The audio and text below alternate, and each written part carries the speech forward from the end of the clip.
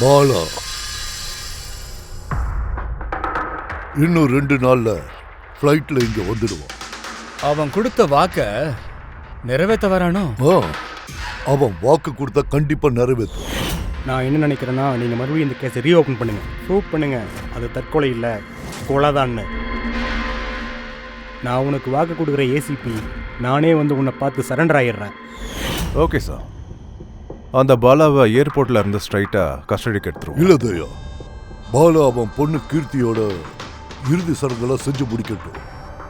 பாலா உயிருக்கு ஆபத்து இருக்கு. நாம இது வரைக்கும் ஹை கேஸ்ல இருக்கிற எந்த ஒரு குற்றவாளியை பிடிக்க நினைச்சாலும் ஒன்னு குற்றவாளியை கொலை பண்ணிடுறாங்க, இல்ல அந்த குற்றவாளி தற்கொலை பண்ணிடுறாங்க. ஜிதேன், என்னாச்சு?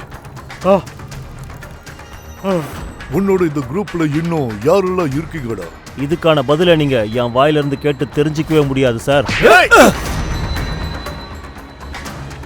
Everything is according to plan.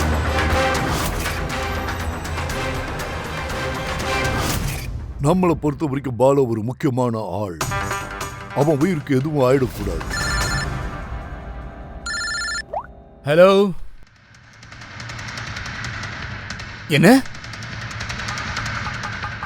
சரி, நாங்க இப்பவே வந்துடுறோம்.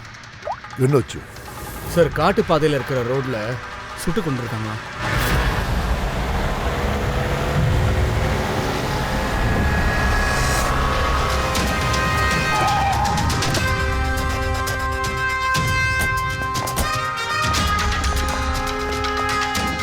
சார், இறந்து போனவரோட பேரு ஆகாஷ்குமார்.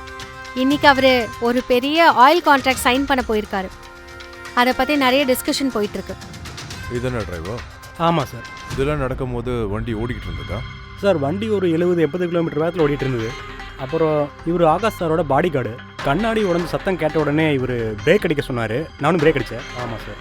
சரி, அந்த புல்லட் ஷூட்டிங் ஆனப்போ பக்கத்தில் ஏதாவது ஆளுங்களை பார்த்தியா நீ?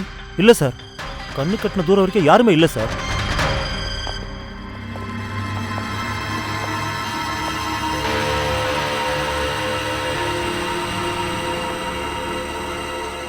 கரெக்டா குறி வச்சு சுட்டிருக்கான் தயா. Perfect timing. குண்டு நெஞ்ச தொலைச்சு முதுகுலையும் வந்திருக்கு. பின்னாடி ஒரு எக்ஸிட்டும் இருக்கு. மணிக்கு 80 கிலோமீட்டர் ஸ்பீட்ல போயிட்டு இருக்கும் போது ஒருத்தன் ஷூட் பண்றான்னா, அதுவும் கரெக்டா டார்கெட் வச்சு இதயத்தை பார்த்து. அது ரொம்ப கஷ்டம் சார். கண்டிப்பா ஏதோ ப்ரொஃபஷனலோட வேலை தான். அதான் அந்த டிரைவர் சொன்னானே, திடீர்னு சத்தம் கேட்டும்போது கண்ணாடி உடஞ்சிச்சு, உடனே பிரேக் போட்டேன்னு சொன்னானே. ஃபுல் ஸ்பீட்ல வந்து பிரேக் பண்ணதும் வண்டி ஸ்கிட் ஆயிருக்கு. சார், பிரேக்ஸ் இங்கே தான் அடிச்சிருக்கான். அப்படின்னா புல்லட் பட்டிருக்கும் போது கண்டிப்பா வண்டி பின்னாடி தான் இருந்திருக்கும். அப்படின்னா ஆகாஷ்க்கு புல்லட் பட்ட நேரத்தில் அவரோட வண்டி இந்த இடத்துல இருந்திருக்கும். அவர் பின்னாடி சீட்ல தான் உட்காந்துருக்காரு. அதாவது இப்படி. சார், வண்டியோட லெஃப்ட் சைடு கண்ணாடி தான் உடஞ்சிருக்கு. அப்படின்னா அந்த கொலைக்காரன் தோ அங்க இருந்து ஷூட் பண்ணிருக்கான், லெஃப்ட் சைடுல இருந்து. என்ன சார், எக்ஸிட் ஊண்டு இருக்குல்ல, தொலைச்சதை விட கீழே இருக்கு. சோ இந்த ஆங்கிளை பார்க்கும்போது புல்லட் மேல இருந்து தான் வந்திருக்கு. பின்னாடி ஒரே புதரா இருக்கு. ஒருவேளை அங்க உட்காந்துட்டு அவன் ஷூட் பண்ணிருக்கலாம். ரெடி, நீ இங்கே இரு, நான் கேட்கும் போது பொசிஷன் கொடு. என்ன?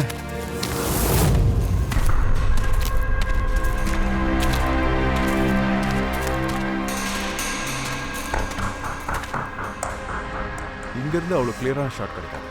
இன்னும் கொஞ்சம் மேலே போகும்.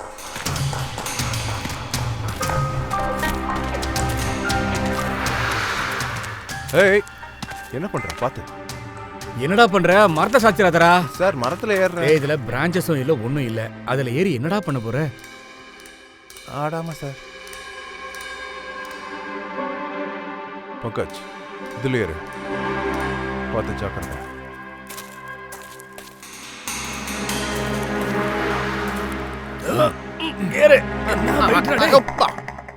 அங்கிருந்து பார்த்தா ஃப்ரெட்டி தெரியுறானே? தெரியுறாரு சார். லைட் அடிச்சு பாரு. Freddy sir. சார், அது அந்த ஆகாஷ் சார் மாதிரி பொசிஷன்ல உட்காருங்க.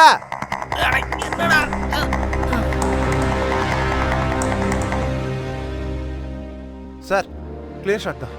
பொசிஷன் கரெக்டா இருக்கா? 100% பர்ஃபெக்ட் சார். சார், ஸ்னைப்பர் கன்னோட ஷெல் இங்க பாருங்க. அப்படின்னா அந்த கொலைகாரன் கார் வரத்துக்காக இங்கேயே காத்துட்டு இருந்திருக்கான். டைம் கிடைச்ச உடனே ஷூட் பண்ணிட்டு இருக்கான். சார் அந்த கொலைகாரனோட பார்வை ரொம்ப ஷார்ப்பா இருக்கு. இல்ல பொருள், இதை பாருங்க.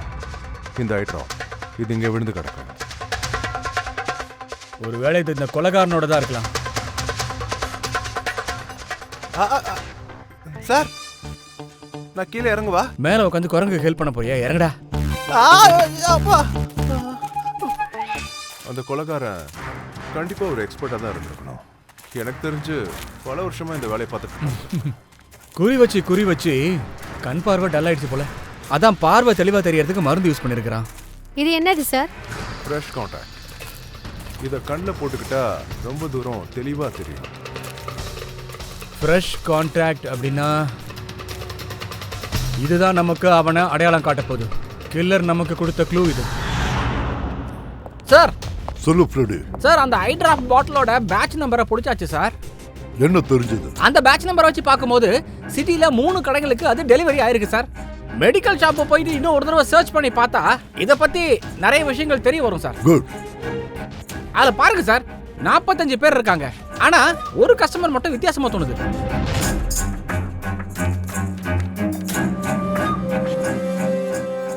நித்தினா? Yes sir, Nitin, ex officer special forces. Sir, அவன் எக்ஸ்பர்ட் ஸ்னைப்பராக இருந்திருக்கான். அப்புறம் இவன் fresh contact eye drops use பண்ணியிருக்கான். நம்ம தேடுறால் இவனாக தான் இருக்கணும். Nitin special force officer, expert sniper. அப்புறம் அவனோட ஐ டிராப்ஸ் கிரைம் சீன்ல இருந்து கிடைச்சிருக்கு.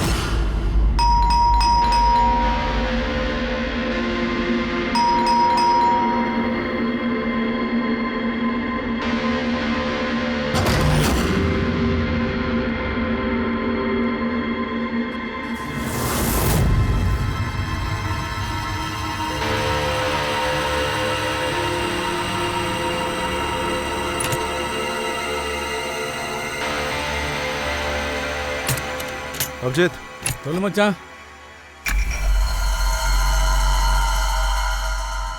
ஓ, இது என்னது? யார் நீங்க?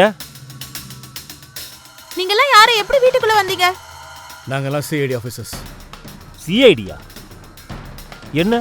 என்ன விஷயம்? இன்னைக்கு காலையில காப்லி ரோட்ல ஆகாஷ்ன்ற ஒரு ஆளை யாரோ ஷூட் பண்ணி கொலை பண்ணிருக்காங்க.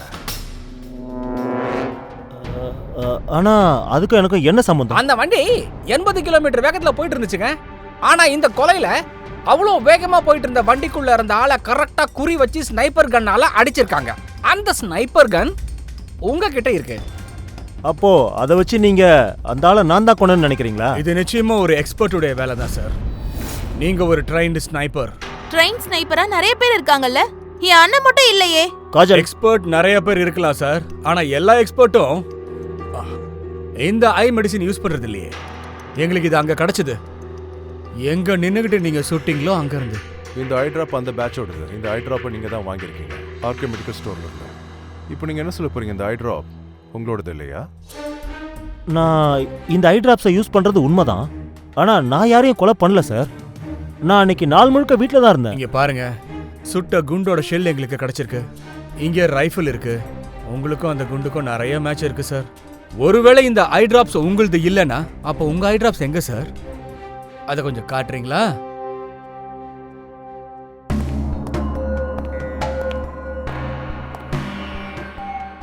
Sir, we can understand. அதாவது நீங்க உங்களோட டியூட்டியை தான் செய்றீங்க. ஆனா நான் கன்ஃபார்மா சொல்றேன், என் அண்ணா கண்டிப்பா அந்த மாதிரி பண்ணிருக்க மாட்டாங்க. இங்க பாருமா,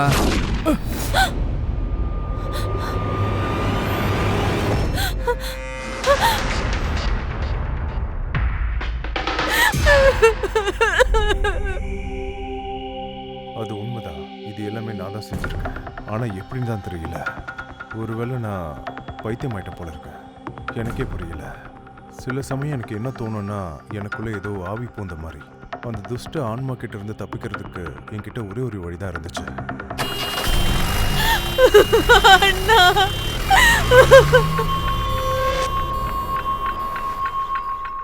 இங்க பாருங்கம்மா, உங்களுக்கு சமாதானம் சொல்ல முடியாது. எனக்கு தெரியுமா, இது பேசுறதுக்கு சரியான நேரம் இல்லைன்னு, ஆனா சில விஷயங்கள் நாங்க தெரிஞ்சுக்கிட்டே ஆகணும். அது இது சூசைட் நோட்.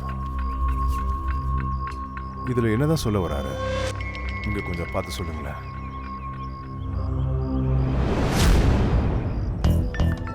தெரியல அவருக்கு திடீர்னு என்ன ஆச்சுன்னு.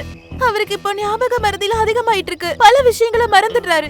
கடந்த சில நாட்களா அண்ணா சரியா தூங்குறதும் இல்ல. அவரு கண்ணு எப்பவுமே எரிச்சலா இருக்குன்னு சொல்லுவாரு. அதனாலதான் அவரு ஐ டிராப் யூஸ் பண்ண ஆரம்பிச்சாரு.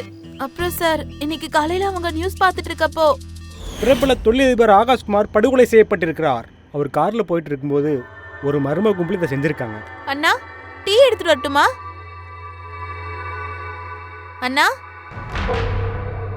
இதுல ஆச்சரியம் என்னன்னா, புல்லட் ரொம்ப தூரத்துல இருந்து ஷூட் பண்ணிருக்காங்க. Long distance rifle. 100 மீட்டர்ஸ். வெஹிக்கிளோடைய speed 80 km/h. Angle of trajectory 65 degrees. அண்ணா எப்படி டீடைல்ஸ்ல பக்காவா சொல்றீங்க? நீங்களே அங்க இருந்த மாதிரி.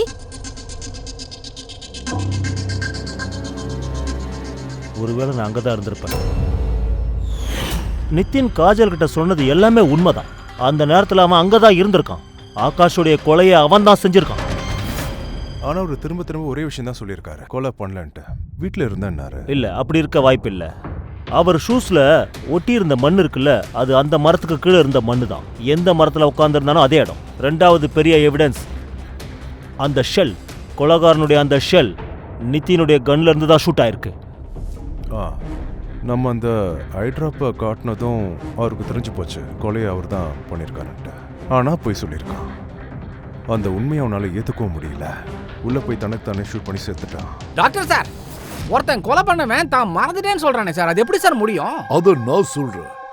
ஆகாஷ் வண்டி அந்த வழியா போறது நிதினுக்கு தெரிஞ்சிருக்கு. அதனால இவன் அங்க உட்காந்து இந்த வண்டிக்காக வெயிட் பண்ணிட்டு இருக்கான். மறைஞ்சிருந்து ஆகாஷ ஷூட் பண்றதுக்காக இதையெல்லாம் பக்காவா பிளான் பண்ணிருக்கான். அந்த பிளான் படி துல்லியமா ஆகாஷ ஷூட் பண்ணி அங்க இருந்து எஸ்கேப் ஆயிட்டான். இதெல்லாம் ஒரு மனுஷன் எப்படி மறந்து போக முடியும்? பாஸ், எனக்கு என்ன தோணுதுன்னா, இது post dramatic stress disorder, PTSD. ஆமாம் சார், ஒரு வேளை அவரோட ஹிஸ்ட்ரியில் இந்த மாதிரி நடந்திருக்கலாம். அதனால தான் அவர் டென்ஷனாக இருந்திருக்கார் போல இருக்கு. அவர் தூக்கம் இல்லாத ப்ராப்ளம் இருந்திருக்கு. இத பருப்பா, PTSDல இப்படி ஒரு விஷயம் நான் கேள்விப்பட்டதே இல்ல. கொலை செஞ்சுட்டு மறந்து போயிடுவான்னு. இல்ல, ஒருவேளை சார் மறந்துருக்க மாட்டாங்க. யாராவது வேணும்னே அவரோட நினைவுகளை கட்டாயப்படுத்தி அழிச்சிருக்கலாம். அப்படின்னா ஹிப்னாசிஸ், அப்படி இல்லைன்னா மைண்ட் கண்ட்ரோல், இல்ல வேற ஏதாவது கூட இருக்கலாம். ஆமா சார், இந்த மாதிரி விஷயத்தை எப்படி ஒருத்தனால மறக்க முடியும்? என்ன சோழனுக்கு அப்படி நடக்க வாய்ப்பு இருக்கா? பாஸ், நான் இப்ப கொஞ்சம் கன்ஃபியூஸ்டா இருக்கேன். ஒரு வேலை செய்யலாம். நான் நிதினுடைய விசராவை நல்லா எக்ஸாமைன் பண்ணி பார்க்கறேன், அப்புறம் சொல்றேன். அது என்ன சார் விசரா? பங்கஜ், உள்ளுக்குள்ள இருக்கிற ஆர்கன்ஸ் எல்லாம் தெள்ள தெளிவா செக் பண்றது. பல சமயம் வெளியில இருந்து பார்க்கும்போது எல்லாம் சரியா இருக்கிற மாதிரி தெரியும். ஆனா உள்ளுக்குள்ள இருக்கிற அங்கம், அதாவது அந்த ஆர்கன்ஸ் எல்லாம் சரியான நிலைமைய சொல்லிடும். ஒரு தடவை அதை பார்த்துக்கிறேன். அப்படி எந்த பூதம் அவனுக்குள்ள பூந்து செட்டில் ஆயிடுச்சுன்னு பார்க்கலாம்.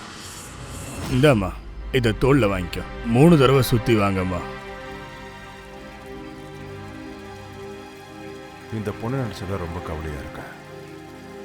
ஒரு நாள் கூட வெயிட் பண்ண தயாரா இல்லை நிதினோட பாடிக்காக. ஆமாம், அதனால தான் டாக்டர் சாரும் பாடியை ஹேண்ட் ஓவர் பண்ணிட்டார் பையா. இவரோட இன்டர்னல் ஆர்கனில் தானே வேலை பண்ணிட்டு இருந்தாரு.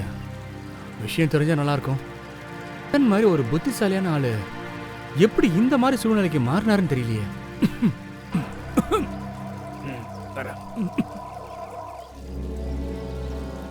இது காஜலோட ஆசை. நிதினோட இறுதி சடங்கு அவளே பண்ணோன்ட்டு. தங்கச்சியை தவிர நிதினுக்கு இந்த உலகத்துல யாருமே இல்லை சார்.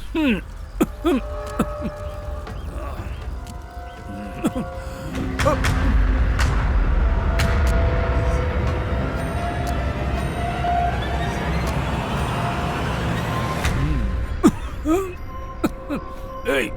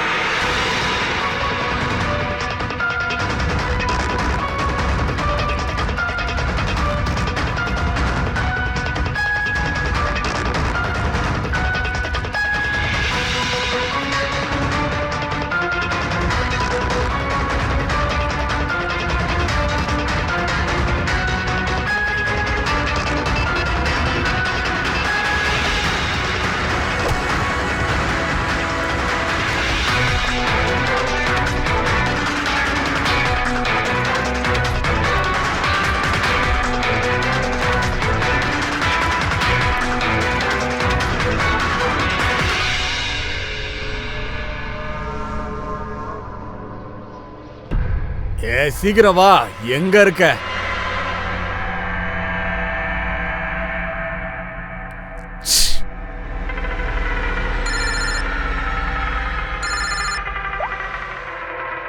சொல்லுதையா. மச்சான் இப்போ எங்கடா இருக்க? நானா? நான் இப்பதான் வீட்டுக்கு வந்தேன்.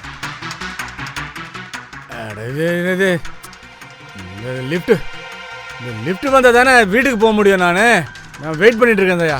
லிஃப்ட் வர மாட்டேங்குது. ஹலோ மச்சான், ஏன்டா டென்ஷனாக இருக்க நீ? நானா நான் நல்லா தான் இருக்கேன்.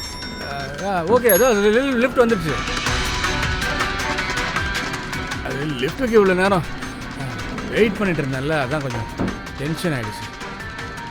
அது என்ன இது லிஃப்ட்டு? ஹலோ டேய், நான் பேசுறது உனக்கு கேட்குதாடா? நான் இப்போ லிஃப்ட்டுக்குள்ளே இருக்கேன், அதான் சரியாக கேட்க மாட்டேங்குது. Hello hello hello hello. ஏ ஃபோனு அடிச்சு உடைக்கப்பா. ஹலோ தயா சொல்லுதே. கேட்குது தயா, சொல்லு. Hello hello hello. டேய் உனக்கு ஒன்றும் இல்லைல்ல? நான் நல்லா இருக்கேன். இல்லைடா, நீ ரொம்ப டென்ஷனாக பேசின, அதானா? நானா? நீ எதுக்கு இப்போ கத்திக்கிட்டே இருந்த? நான் கத்திக்கிட்டு இருந்தேனா? ஆமாண்டா. அது இல்லை கொஞ்சம் ஏதோ இல்லை மச்சான், நீ ரொம்ப டென்ஷனாக பேசின, அதான். நீ இப்படி பேசி நான் பார்த்தது இல்லை மச்சான், அதான் கேட்டேன். கொஞ்சம் டென்ஷன் தான். அது அது அது வந்து நான் கண்ணு பயங்கரமா எரியுது. எப்போத்துலேருந்து அங்கே நின்னல, அதனால தான் கொஞ்சம் டென்ஷன் ஆகிட்டேன் தயா.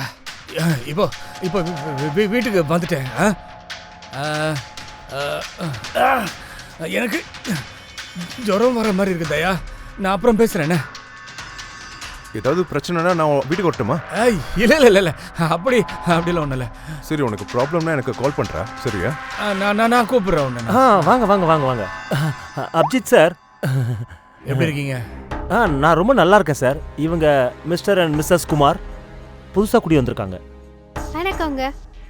பக்கத்தில் இந்த ஃப்ளாட் இருக்குல்ல, அதை இவங்க தான் ரெண்ட்டுக்கு எடுத்திருக்காங்க.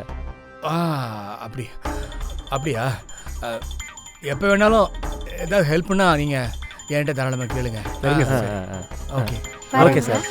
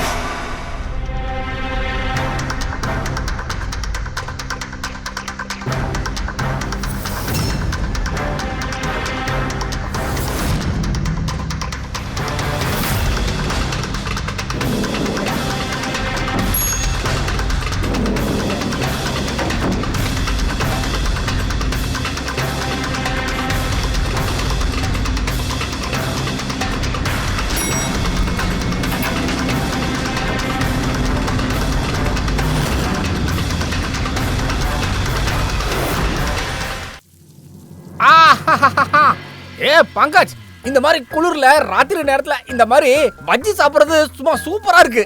அட சார், இது 13வது வடை சார். இப்படி ஓவரா சாப்பிடாதீங்க. வீட்டில் சமைச்சு வச்சிருப்பாங்கல்ல, வைஃப் டென்ஷன் ஆயிடுவாங்க சார். நீ என்ன நினைக்கிற? வைஃபை பார்த்தா பயம் நினைக்கிறியா? ஆமா. உங்களுக்கு பயம் இல்லைன்னு சொல்லுங்க.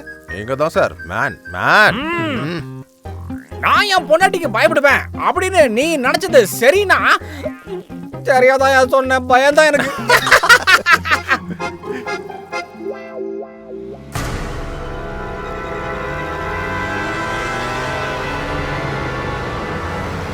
சார், அது அபிஜித்தோட வண்டி தானே சார்? அபிஜித் சார் எங்க போறாரு? வண்டியரா அவ்வளவு வேகமா போறாரு? அபிஜித் சார், கொஞ்சம் நிறுத்துங்க சார்.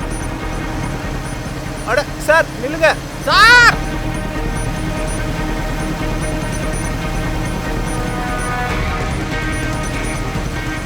சார். அபிஜித் சார், எங்க கார் போறீங்க? சார் என்ன? பாத்துறா. ஐயோ அப்பா, தள்ளி விட்டு போறாரு. ஐயோ கால் போச்சுடா.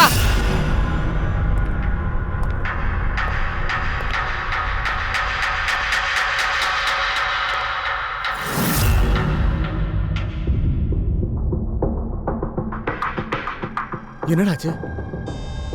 ஏன்டா அடிபட்டு இருக்கு? Accident sir. ஆக்சிடென்டா?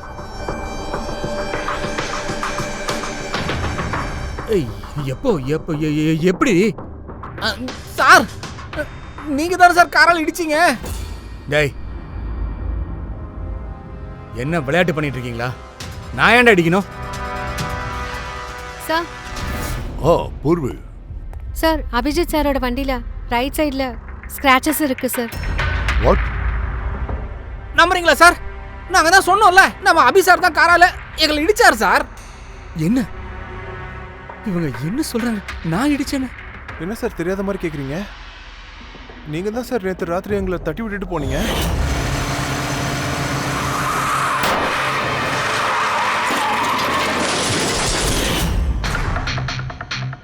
என்ன நடந்துட்டு இருக்குன்னு புரியல சார்.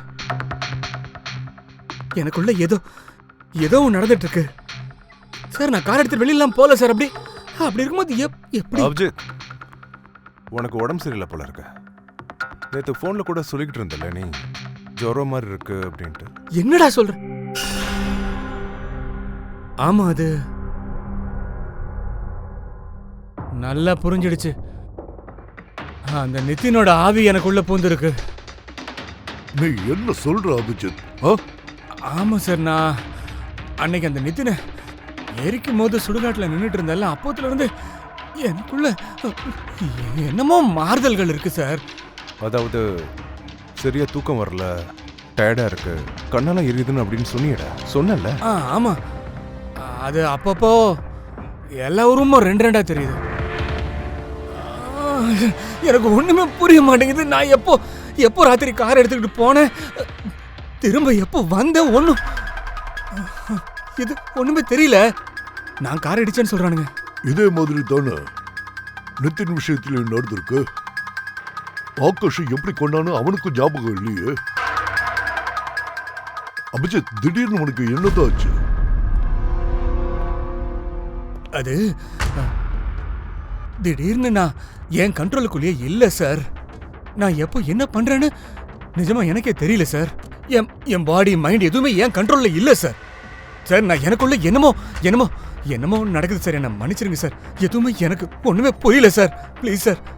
சார், நீங்க ஒண்ணு பண்ணுங்க, என்ன பேசாம லாக்அப்ல வச்சிருங்க சார். Please sir. நீ என்ன பேசுற அபிஜித்? நாங்க உன்னை எப்படி ரூம்ல போட்டு லாக் பண்ணி வைக்க முடியும்? சார், நம்ம வேணா அவர் மேல ஒரு கேமரா செட் பண்ணிடுவோமா? கேமராவா? ஆமா sir. Sir, latest fly game இருக்கு. அதை நம்ம ஷர்ட்ஸ்ல ஃபிக்ஸ் பண்ண முடியும் சார். அப்புறம் அதோட எல்லா ஃபுட்டேஜும் இன்டர்நெட்ல ஆட்டோமேட்டிக்கா அப்லோட் ஆயிடும். அதை நம்ம எங்கேருந்து வேணாலும் பார்க்கலாம். அப்ப அப்படியே பண்ணிடலாம் அபிஜித். உன் ட்ரெஸ்ல அந்த கேமராவை ஃபிக்ஸ் பண்ணலாமா? அதை நீ தான் சொல்லணும். இதை ஏன் கேக்குறீங்க? தாராளமா 24 ஹவர்ஸும் கேமரா ஆன்லயே இருக்கணும். அப்பதான் நாம மானிட்டர் பண்ணி என்ன ஏதுங்கிறத கண்டுபிடிக்க முடியும். சரியா? பயப்படாது, உனக்கு ஒன்னும் ஆகாது. எதை பத்தி யோசிக்காத Abhijit. Come on. You are a strong man. Thank you.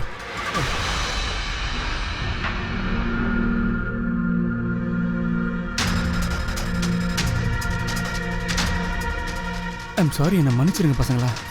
Sir என்ன சார் நீங்க பெரிய வார்த்தைலாம் சொல்றீங்க? அதெல்லாம் ஒண்ணும் இல்ல சார். உங்களுக்கு தெரியாம தானே பண்ணீங்க சார். விடுங்க சார்.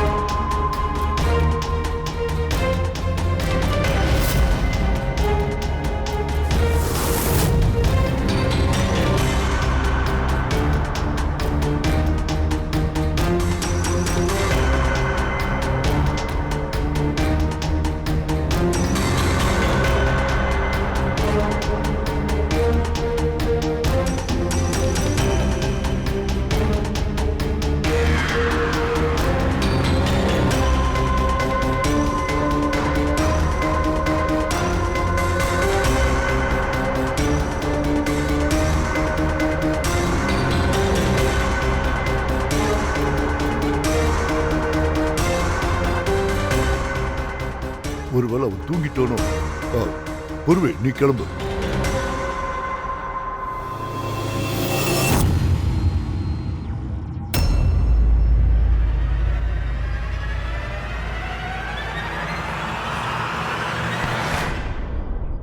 மச்சான் டீ எடுத்துக்கோடா. Thank you so much. இதுதான் ரொம்ப தேவை. டேய் மச்சான், சாரிடா, எனக்காக நீ இன்னைக்கு வாட்ச்மேன் வேலை பார்த்துட்டேன். ஏய், நீயும் கொஞ்சம் ரெஸ்ட் எடுத்துக்கோடா. இல்லை மச்சான், இன்னைக்கு அதுக்கு வாய்ப்பே இல்லை. அந்த பாலா இன்னைக்கு மும்பைக்கு வரான். ஏர்போர்ட்டுக்கு போய் அவனை தூக்கணும்.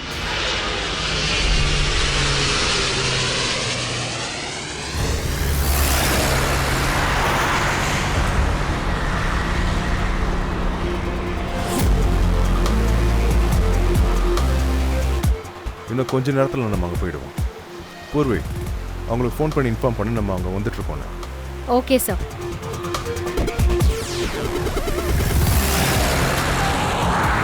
சார், அங்கே security ready. Everything is according to plan. நீங்கள் என்ன நினச்சிட்டு இருக்கீங்க? இந்த மாதிரி செக்யூரிட்டி பிளான்லாம் பண்ணிங்கன்னா உங்களால் என்ன காப்பாற்ற முடியும்னு நினைக்கிறீங்களா? அந்த ஐயோட பிளான் உங்களை விட 10 மடங்கு அதிகமாக இருக்கும். என்னை கொல்றதுக்காக அவள் எந்த எல்லைக்கு வேணாலும் போவான். கண்டிப்பாக செய்வான். நாங்களும் உன்னை காப்பாற்றுறதுக்காக எது வேணாலும் செய்வோம். ஆனால் உனக்கு எதுவும் ஆக விட மாட்டோம். நீ கொடுத்த வார்த்தையை காப்பாற்றிருக்கல, இப்போ அது எங்களோட டர்ன்.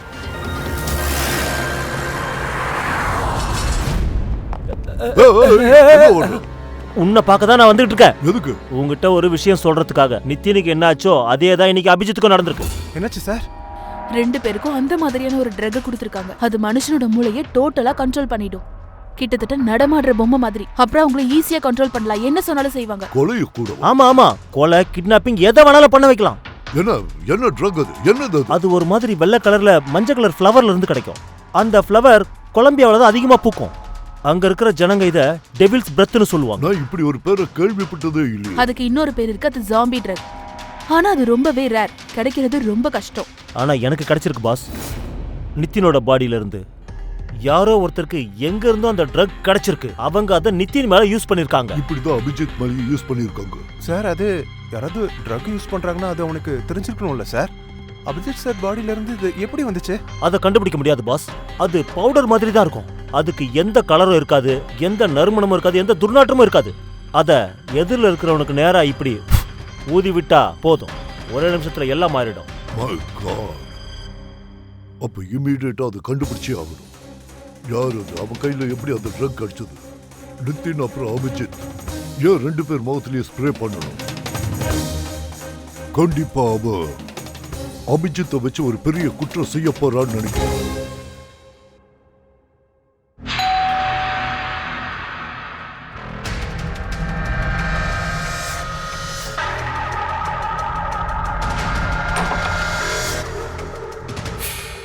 வாங்க.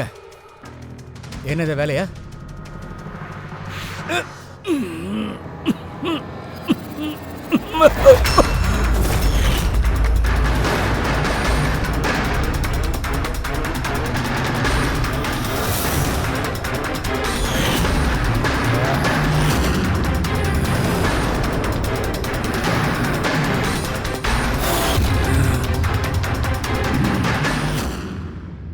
அபிஜித், போன் எடுத்து பேசு. சார், நானும் ட்ரை பண்ணேன். ஒரு போனே எடுக்க மாட்டேங்கிறார் சார். பாடி கேம் செக் பண்ணு. அவன் எங்க இருக்கான்னு தெரிஞ்சிடும்ல. சார், அவர் வண்டி ஓட்டிட்டு இருக்காரு. ஏதோ வண்டி ஓட்டுறானோ? அவன் எங்க போயிட்டு இருக்கான்?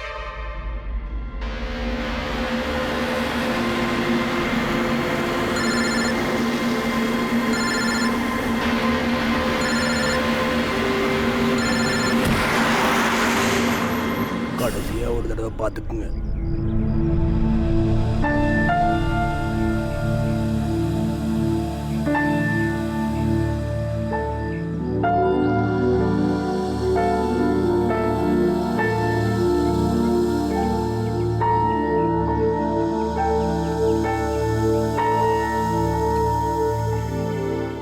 என்னை மன்னிச்சிருமா, என்னை மன்னிச்சிருக்கா. என்னால உன்னை காப்பாற்ற முடியாம போச்சு.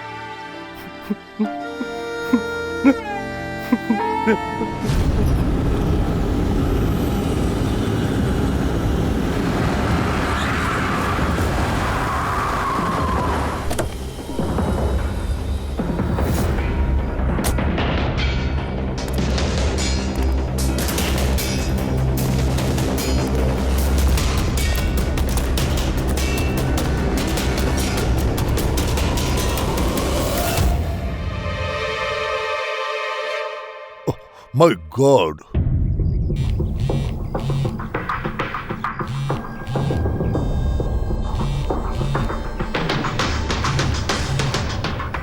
Hello sir.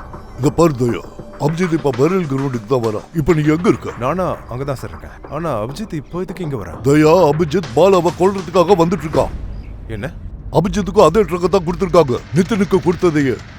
தயா, நீ உடனடியா ஏதாவது செஞ்சு அதை தடுத்து நிறுத்து. இதை நீ செஞ்சே ஆகணும். பாலா உயிரோடு இருக்கிறது நமக்கு ரொம்ப முக்கியம். ஓகே சார், நீங்க கவலைப்படாதீங்க. பாலாக்கு எதுவும் ஆகாது.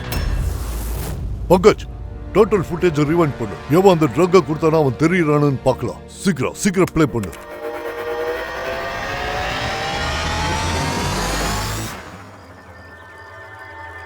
பாலோட உயிர் காப்பாற்ற நம்ம காப்பாத்தி ஆகணும். ஆனா இங்க எல்லாருமே நம்ம ஆளுங்க தான் சார் இருக்கோம். யார் சார் அந்த ஆளை போட்டு தள்ளப்பறா?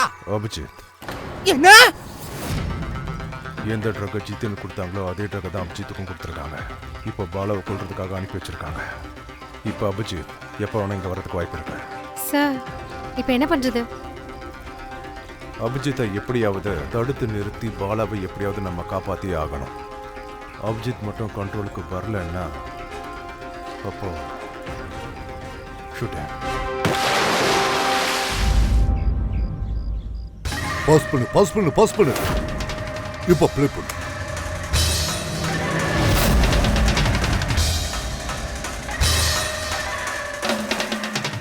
சார், இவனை இதுக்கு முன்னாடி நான் எங்கேயோ பார்த்துருக்கேன். யார் அவன்? இவனை நீ எங்க பார்த்த? சொல்லுங்க சார். தயா, அபிஜித் வந்துட்டானா? இல்லை சார், இன்னும் அவன் இந்த இடத்துக்கு வரல. சார், அபிஜித் வந்துட்டான்.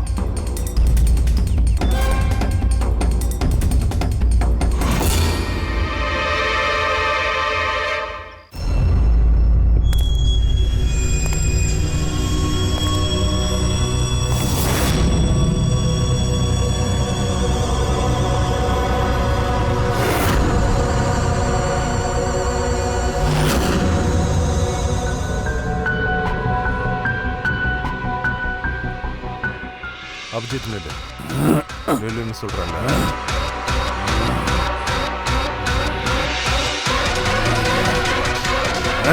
அபிஜித்,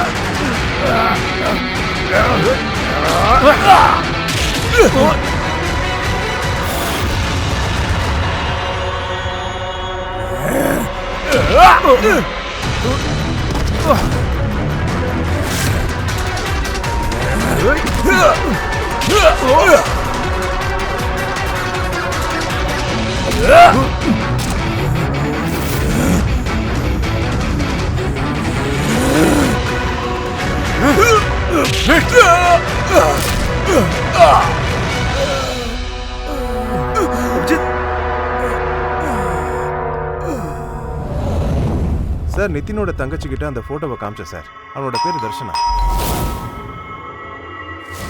இவ 2 நாளுக்கு முன்னாடி தான் அபிஜித் சாரோட பிளாட்டுக்கு ஷிஃப்ட் ஆயிருக்கான். பங்கஜ், இத பாரு.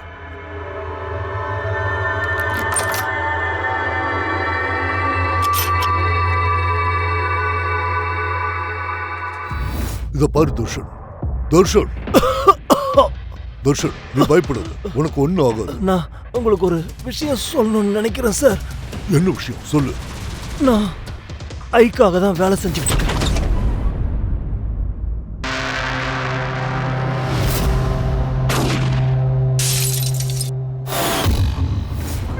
ஆகாஷை எதுக்காக கொல்ல நினைச்ச? பிஸ்னஸ் சார்,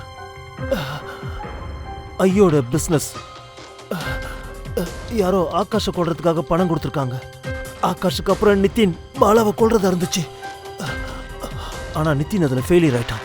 நிதின் ஃபெயில் ஆயிட்டான், அதனால தற்கொலை பண்ணிக்கிட்டான். எப்ப நிதின் தற்கொலை பண்ணிக்கிட்டானோ நீ இன்ஸ்பெக்டர் அபிஜித்தை தேர்ந்தெடுத்திருக்க. நிதினுக்கு பதிலா என்னது வேலையா? பாலாவை கொல்றதுக்காக.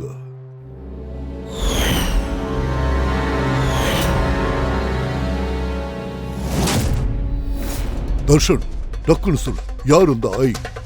யார் இந்த மாஸ்டர் மைண்ட்? யார் இந்த ஐ? சீக்கிரம் சொல்லு. நீ யாருக்காக வேலை செய்யற? உனக்கு இப்படி ஒரு ஆர்டர் யார் கொடுத்தது? சொல்லு தர்ஷன். தர்ஷன்,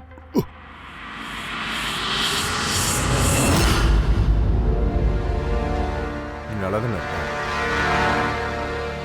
எனக்கு ஒன்றும் இல்லை. என்ன செய்யறது? நான் ஒருத்தனை கொல்றதுக்கே எப்படி போனேன்னு எனக்கு ஒன்றும் புரியல. உன்னை வேற போட்டு அடிச்சிருக்கேன் தயா.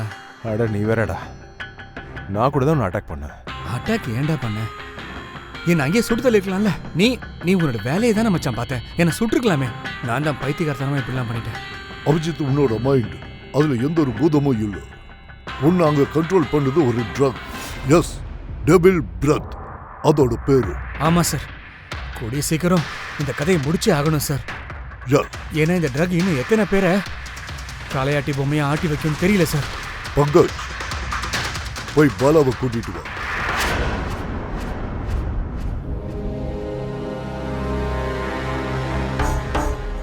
பாலா, உன் மேல என்னோட ஒரு ஆபீசர் தாக்குதல் நடத்தி இருக்காரு. அவன் ஏன் அப்படி ஒரு காரியத்தை செஞ்சான்னு அவனுக்கும் தெரியாது, எனக்கும் தெரியாது. ஆனா உனக்கு நிச்சயமா தெரியும். இங்க என்ன நடந்துட்டு இருக்கு சொல்லு. ஏன் இப்படி எல்லாம் நடக்குது? அப்புறம் அந்த ஐங்கிறது யாரு? ஐ பற்றின டீட்டில் யாருமே சொல்ல முடியாது சார். எனக்கு தெரிஞ்சதெல்லாம் ஒரே ஒரு விஷயம் மட்டும்தான். அது என்னென்னா, மற்ற கிரிமினல் டீம்லேருந்து இது டிஃப்ரெண்ட் ஆனது. கிட்டத்தட்ட அது ஆக்டோபஸ் மாதிரி.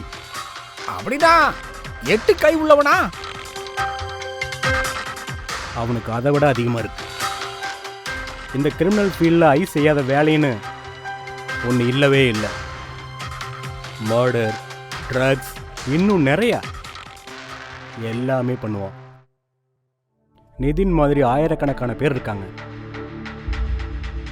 எப்போ வேணால் அவன் தன்னோட கை பொம்மையாக மாற்றிடுவான். அவங்கள வச்சு யாராவது கொன்றுவாங்க, இல்லைன்னா அவங்கள சூசைட் பண்ணி வச்சிருவான். அவன் அப்படித்தான் செய்வான். அவன் ஃப்ரெண்ட்ஸு, ஃபேமிலி அப்படி எந்த ஒரு சென்டிமெண்ட்டுமே பார்க்க மாட்டான். எல்லாரையும் கொன்றுவான். கொஞ்சம் கூட அவனுக்கு ஈவு இறக்கமே கிடையாது. அவனோட ஆளுக உலகம் பூரா பரவி இருக்கானுங்க. அவன் நினைச்சான்னா யாரையும் கொல்லுவான், கொண்டுட்டு போயிட்டே இருப்பான். ஆனா ஒரு விஷயம் மறந்துட்டீங்க. ஆக்டோபஸுக்கு 8 கைகள் இருக்கிறது உண்மைதான். ஆனா மூளைங்கிறது ஒண்ணுதான். அந்த கேடுகட்ட ஆர்கனைசேஷன்ல எத்தனை பேர் இருந்தாலும் சரி, எங்க இருந்தாலும் சரி, மாஸ்டர் மைண்ட் புறம்போக்கு ஒரே ஒருத்தன் தானே. ரொம்ப சரியா சொன்னீங்க சார். மாஸ்டர் மைண்ட் ஒருத்தன் தான். ஆனால் அந்த ஒருத்தனே 10 மாஸ்டர் மைண்டுக்கு சமம். ரொம்ப ரொம்ப சார். இதை பாரு பாலா, உன்னோட மாஸ்டர் மைண்டை பத்தி உனக்கு என்னெல்லாம் தெரியுமோ அது எல்லாத்தையும் எங்க கிட்ட சொல்லு. எனக்கு தெரிஞ்ச அந்த எல்லா விஷயங்களையுமே நான் கண்டிப்பாக உங்ககிட்ட சொல்கிறேன். அது எந்த மாதிரின்னா, ஐயோட டீமை பிடிக்கிறது அவ்வளவு ஈஸியான காரியம் கிடையாது. அவன் இந்த ஒட்டுமொத்த உலகத்தையுமே கண்காணிச்சிட்டு இருக்கான். யாரும் தப்பிக்க முடியாது. பாலா, உன்னோட இந்த மாஸ்டர் மைண்ட் எங்களோட சட்டத்தை ஏத்துக்கிறதே இல்லை. சரி, ஓகே, நீயே பாரு. உன்னோட இந்த ஆக்டோபஸ் மாதிரியான மாஸ்டர் மைண்ட், த ஐ, அவனோட கண்களுக்குள்ள எங்களோட சட்டம் எப்படி விரல விட்டு ஆட்டப் போகுதுன்னு